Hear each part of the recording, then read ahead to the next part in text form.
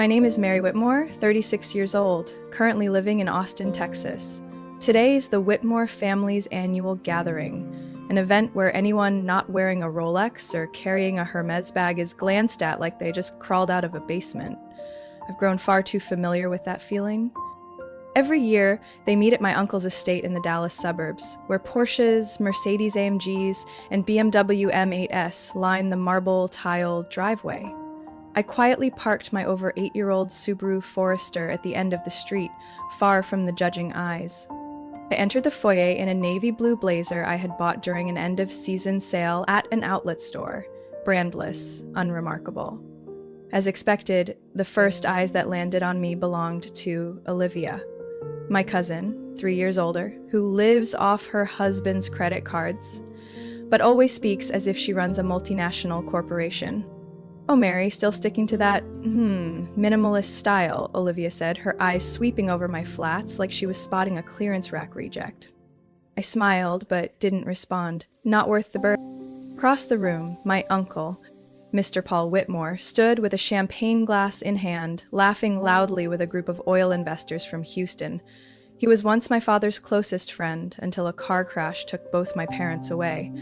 After that, Uncle Paul assumed the role of organizing family meetings, as if he were single-handedly carrying the dynasty. The room reeked of designer perfume and empty compliments. Enlarged photos hung on the walls. Ethan's Malibu mansion, my cousin, Julia's luxury yacht recently purchased with her husband in Florida, Uncle Paul's eldest daughter. The last photo was mine, taken during a financial literacy summit in Denver. Tucked away in a dim corner, blurred like a memory nobody cared to recall. Julia approached, a glass of red wine swirling in hand, her eyes gleaming with calculated pity. "Still living in that downtown apartment, Mary? So consistent of you. I know a few realtors who could help you upgrade a little, if you're ready." I maintained a polite smile. I'd heard those kinds of digs more often than my morning alarm. Dinner began with a high-end appetizer, pan-seared scallops drizzled in white wine sauce, served on bone china rimmed with gold. I sat amid conversations about investment returns, a new resort in the Bahamas, and the latest spike in tech stocks. When I brought up a community project I'd been working on helping single mothers access financial tools, no one asked a follow-up question. "Mary, you should consider building a stronger personal brand," Ethan said, smirking. "No one's really into this community service thing anymore. Kids need to learn how to make real money." The entire table burst into laughter. I looked down at the neatly folded napkin in front of me, a chill running up my spine. They never truly wanted to know what I did. To them, I was the stubborn cousin, the traditional one, the one who didn't seize opportunity. They didn't understand or care that I had chosen a different life, not because I lacked options, but because I refused to fake one. After dessert, as everyone stood up to mingle, Olivia leaned toward Julia, making no effort to lower her voice. "I honestly don't get why Mary even comes to these things. She doesn't belong here." Julia chuckled, shrugging. Maybe she's hoping someone will offer her a job, or a husband. I stepped out onto the balcony. The night air was cold and quiet. Below stretched the lawn where tomorrow they'd erect the stage for the family's annual financial presentations. I knew exactly what was coming, another round of public wealth comparison, where I'd once again rank at the bottom, at least based on the numbers they thought they knew. I was 12 when my world shattered into 1,000 pieces. It was a Friday afternoon. A thunderstorm had just passed over Texas, and the scent of wet asphalt still lingered in the air. My mom called, telling me to pack for our weekend camping trip. But their pickup truck never made it to the lakeside site we'd planned for. The chain reaction crash on Highway 290 took both my parents in a matter of seconds. They said it happened fast, no pain, no time to react, but the numbness that settled in my heart was slow and merciless. It stretched over the years that followed. I moved in with my grandmother, June Whitmore, the only person in the family who had never treated me like a burden. Her home sat in South San Antonio, a weathered 3-bedroom wooden house with a backyard full of basil and mint.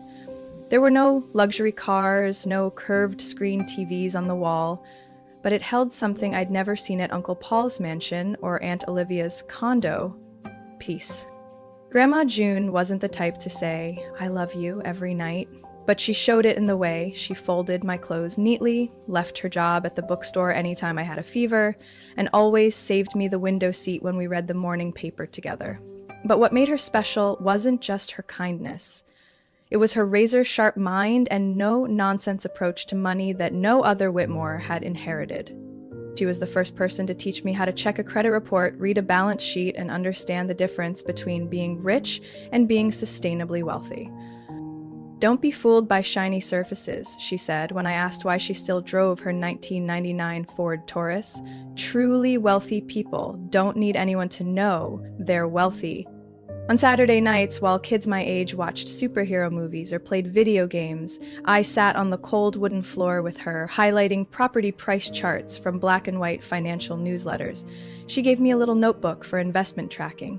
The first line she wrote in purple ink: "Make money work for you. Don't work for money for." When I turned 14, she showed me her own portfolio. Not flashy, but shockingly clever.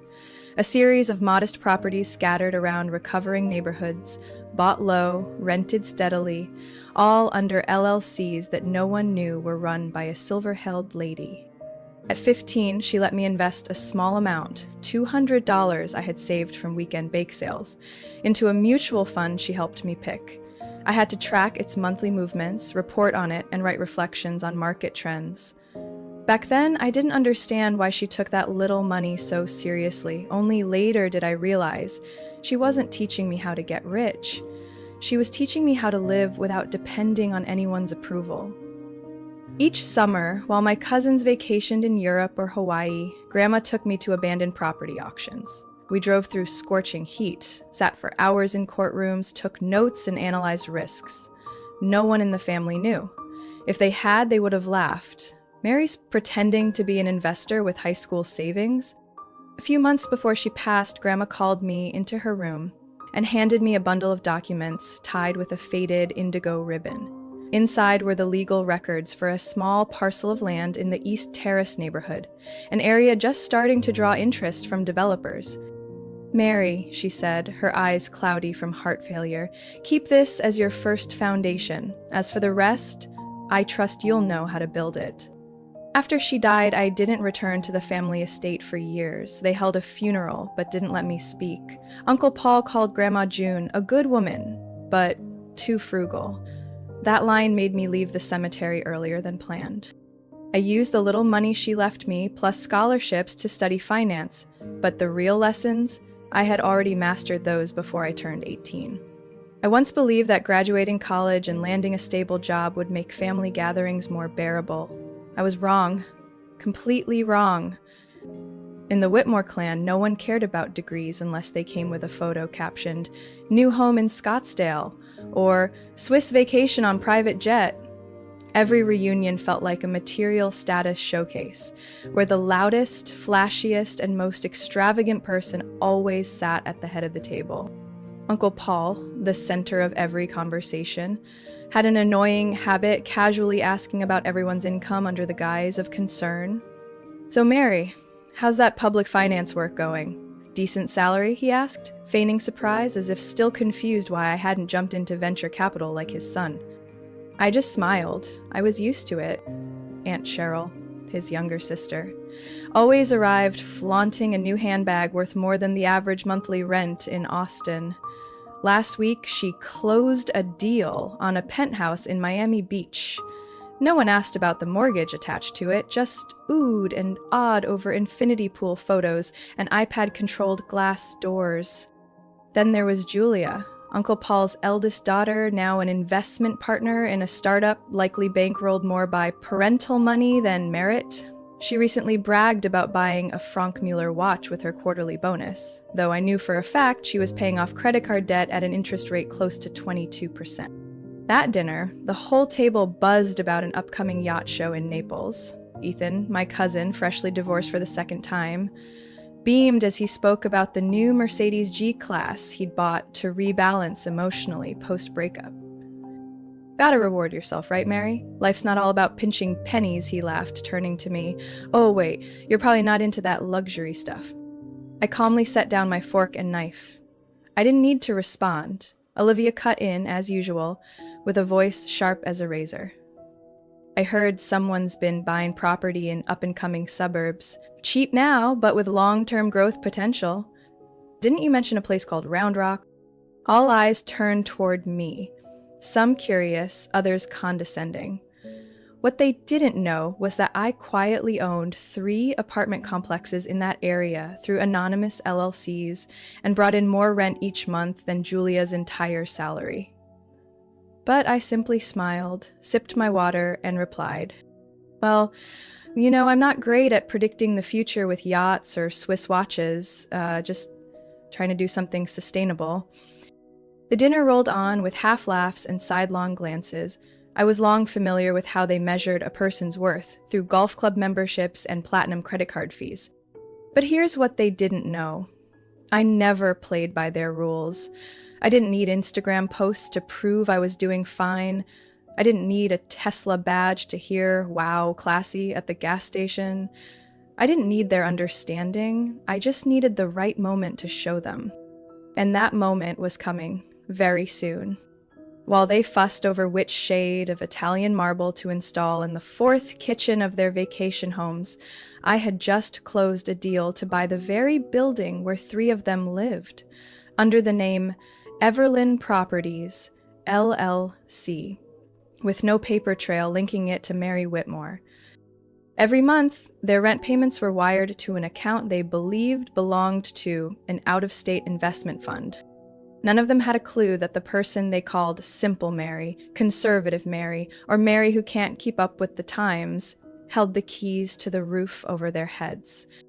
I started with a rundown single-story house on the east side of San Marcos, Texas, a property the realtor called an untouched mess no one wanted. But I was different. I saw copper piping still intact, a solid foundation, and a location just off a soon-to-be-developed road I had quietly tracked for 6 months. I bought it with savings from my financial consulting work and the first dividends from my portfolio. The deed was filed under Whitmore Ventures, LLC, a limited liability company I created and managed through a small law office in Houston. No one in my family had any clue. To them, I was still Mary, the woman driving an old Subaru, wearing off-brand blazers and living in a small downtown apartment. But every brick I touched was a step in the long-term plan I learned from my grandmother. I renovated the house, rented it out on a 1-year lease at a rate over 30% higher than the area average, thanks to smart upgrades and modern amenities. 4 months later, I refinanced, pulled cash from the appreciated value, and used it to buy the next property.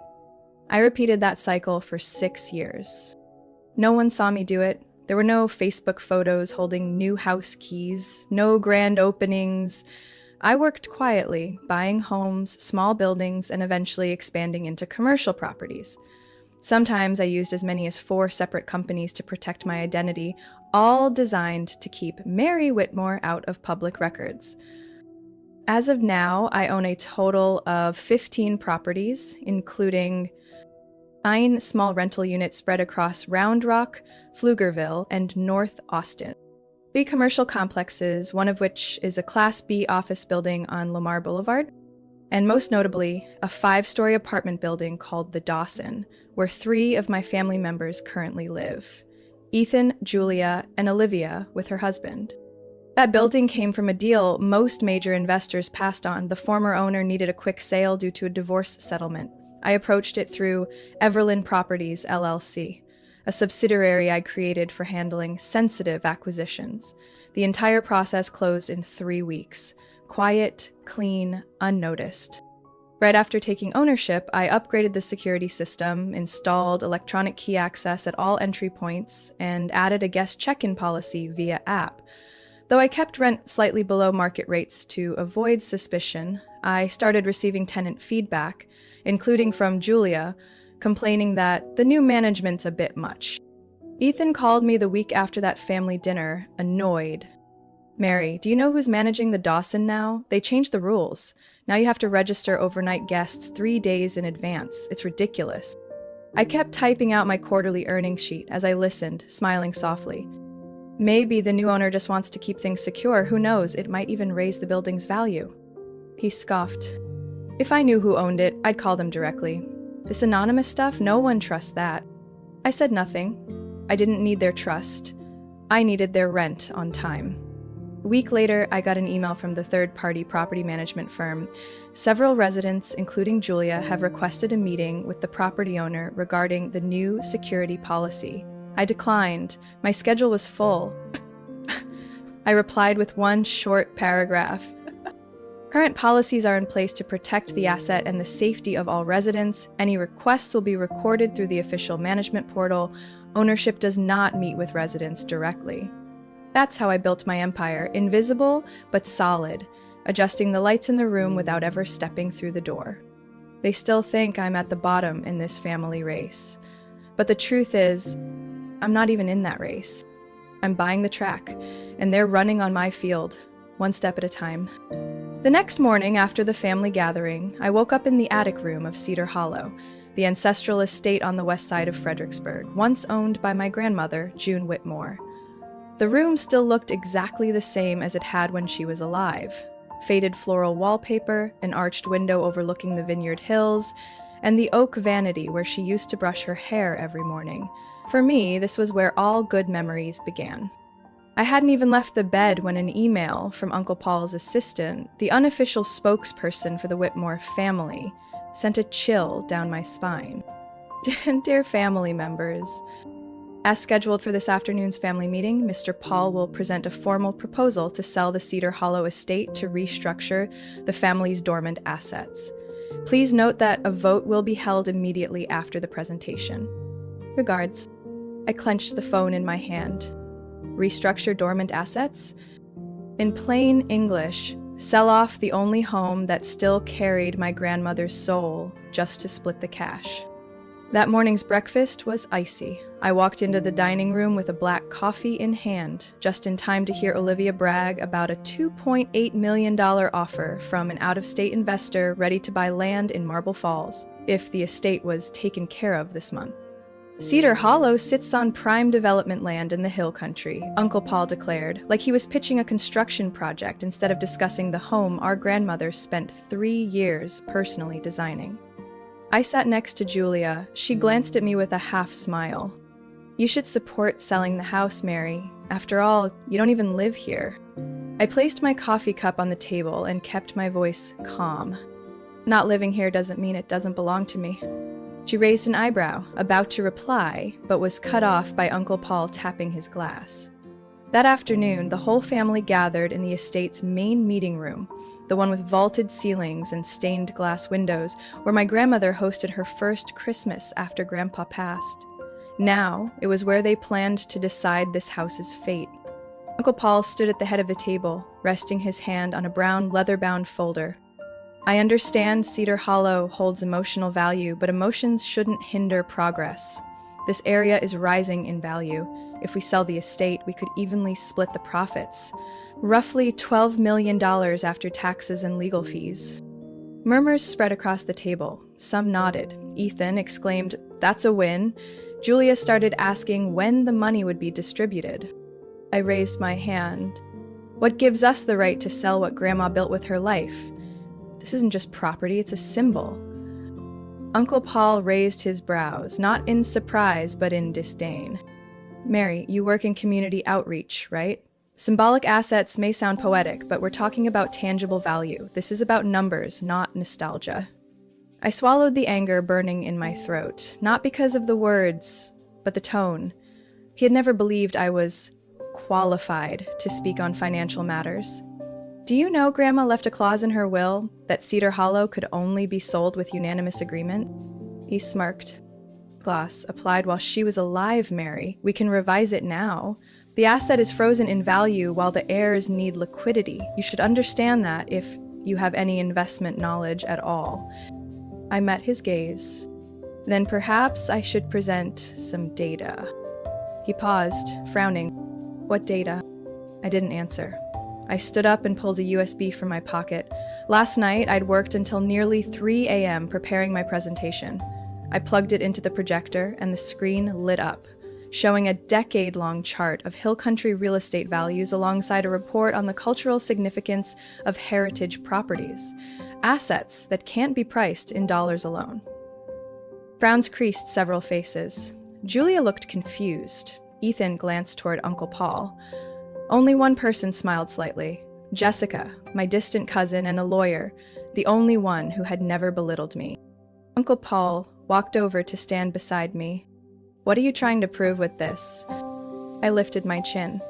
That if this family wants to sell the house like some product, I won't let it happen without a fight.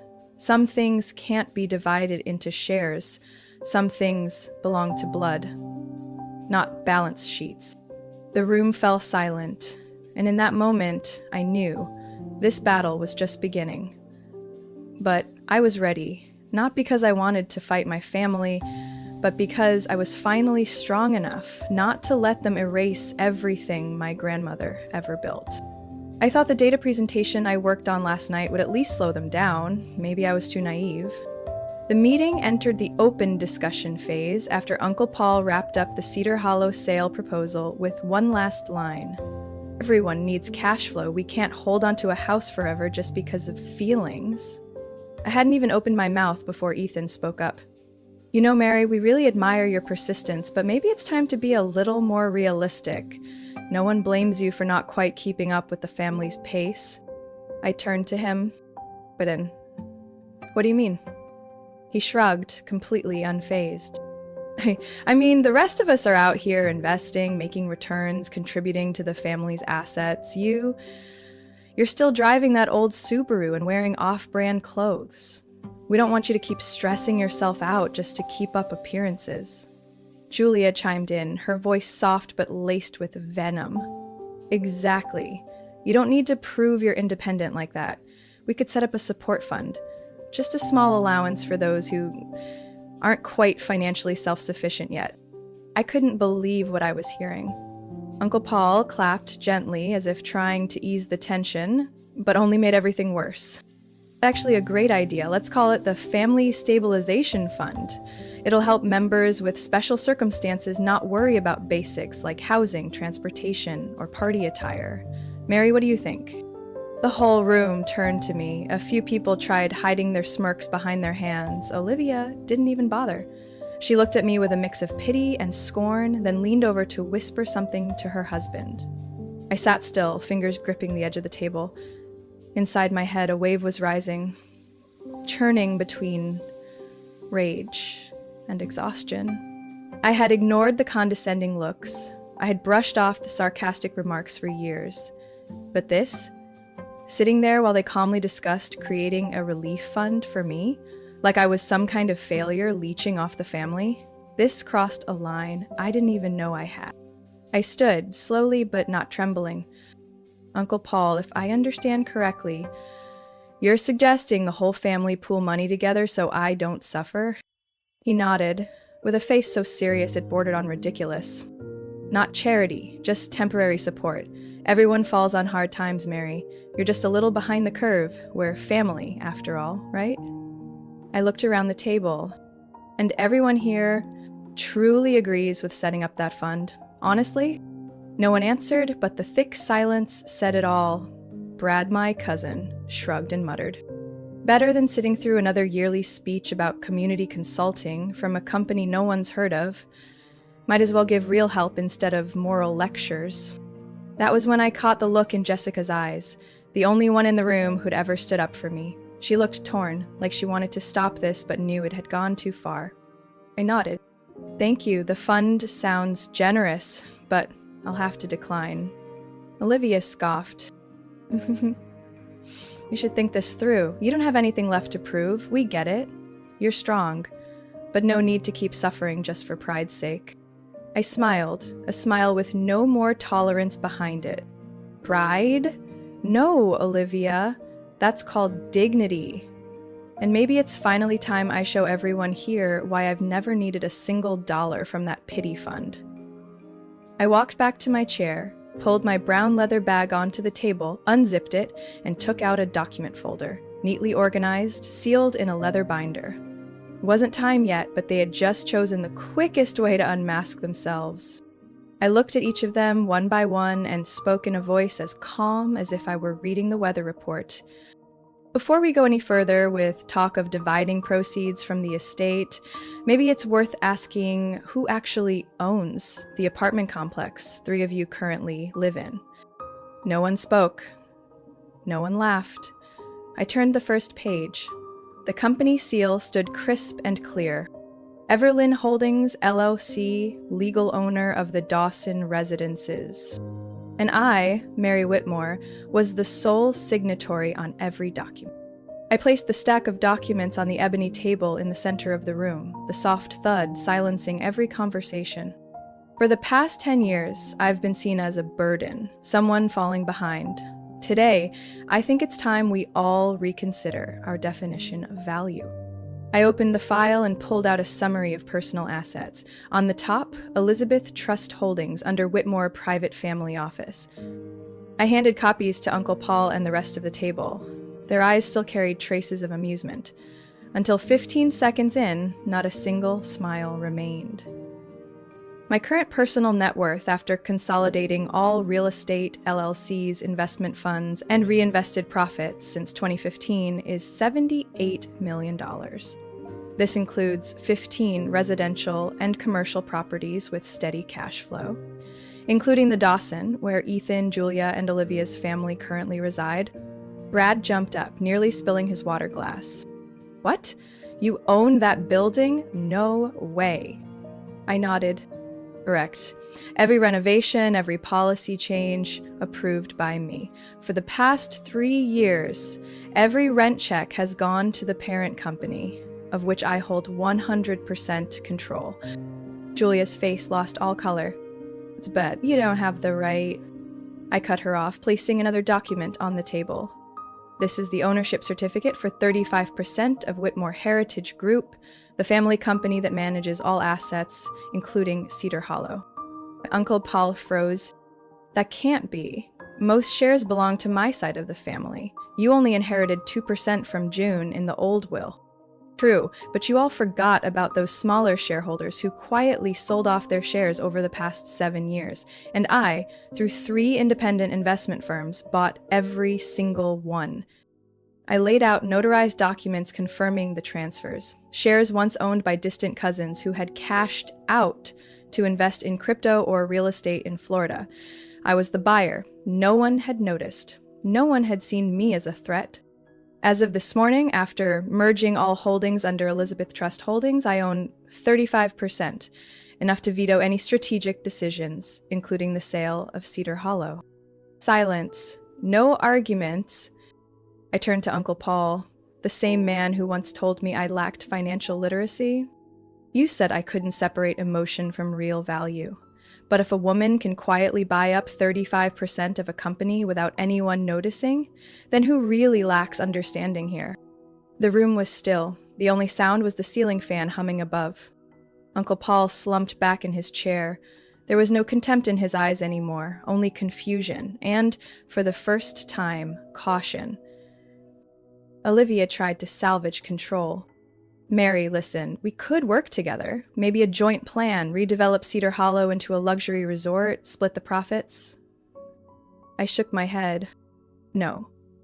The estate will be preserved, exactly as Grandma June stated in the addendum to her will, currently held by my attorney. I'm converting it into a financial education and scholarship center for single mothers and financially lost youth, like I once was. Ethan slammed the table. His voice trembled with disbelief. What the hell are you doing with the family legacy? Charity? Not charity. Legacy. Carrying forward Grandma's real vision, not the so-called powerful bloodline you all like to chant about. Jessica stood then, clapping 3 slow times. Finally, someone who actually understood what June stood for. I turned to her, smiling. Thank you. I know, not everyone came here for money. Then I looked back at the rest of the table. If anyone wants to cash out or sell their shares, my lawyer can handle valuations and buyouts immediately. No need for further debates. I gathered my documents, carefully placed them back in my bag, and walked out of that conference room without ever looking back. 2 months after I silenced that boardroom, the Cedar Hollow estate had transformed, not in architecture, but in meaning. Gone were the wine parties flaunting designer bags and glittering chandeliers. In their place, the grand hall where my grandmother once hung an antique map of Texas was now a space for teaching financial literacy to single mothers. The former tea lounge of the Whitmore ladies now held 12 laptops, sponsored by me for introductory investment classes. I named the program June Foundation in honor of my grandmother, the only woman who ever taught me that money should carry responsibility, not ego. On opening day, Jessica was the first to arrive. She wore an ivory linen shirt, no expensive jewelry, but her eyes sparkled brighter than ever. "You actually did what no one else in this family had the courage to even imagine," she said, placing a bouquet of lavender beside Grandma's portrait. "She'd be so proud." I smiled, softly, but genuinely. "I didn't do it for pride," I said. "I did it because I owed her a promise." The attendees that day weren't the usual faces from family banquets. They were single moms, young women recovering from personal bankruptcies, people who had been denied loans because they didn't understand credit scores. They didn't know me as Mary Whitmore, the woman with a nearly $80 million real estate portfolio. They only knew me as the person helping them open their very first no-fee savings account. While I was explaining lease clauses to a small group, how to avoid predatory rental terms, my phone buzzed. A text from Brad. "Mary, I heard you're transferring your shares to a charitable trust. Are you sure you want to give up that kind of control?" I didn't respond right away. I let the message sit there, a living testament to the gap between us. They still didn't get it. I wasn't giving up control. I was transforming power into value. A week later, I signed the final directive. 51% of net profits from my active properties would now fund the Women's Economic Reentry and Education Trust under the June Foundation.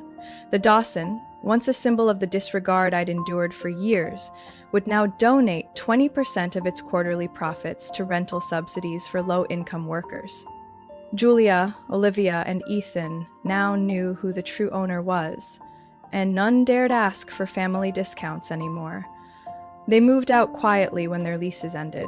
I didn't stop them. For me, that chapter was closed. Uncle Paul called one late afternoon. His voice was rough. "Mary, I want to say I'm sorry for everything I said in that meeting. You've proven yourself stronger than anyone in this family ever imagined."